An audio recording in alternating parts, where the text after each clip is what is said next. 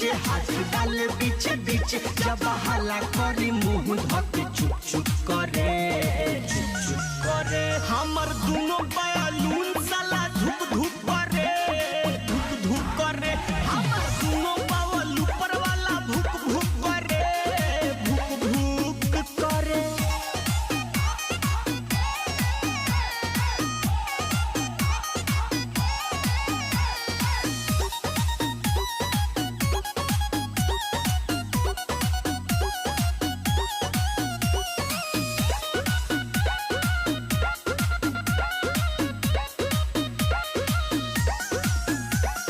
जाने का बलमुआ के भइल बाटे मोती लागता जवनिया के कोई दी छाती ए हो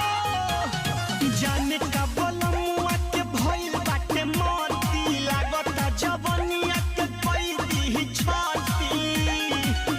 नहीं करेला आराम जब करेला के काम लगातार करे कब कब रुक रुक करे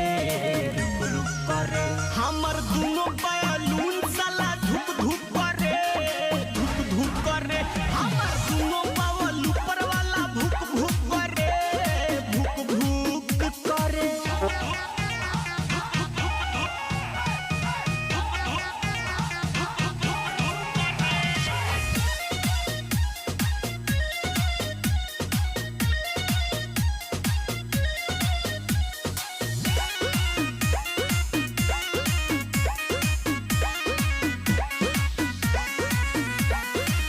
करे हर चीज बाकी रखे न संभार के गोलू बिशुनपुरी छोड़े दर्द कबार के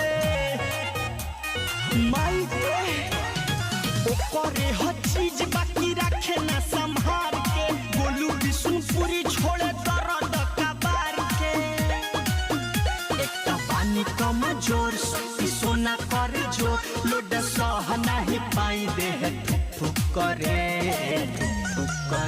हमर दोनों बैलून साला धुक धुक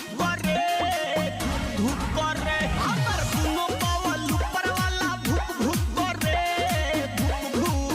करे अर्थिंग में पानी डाला।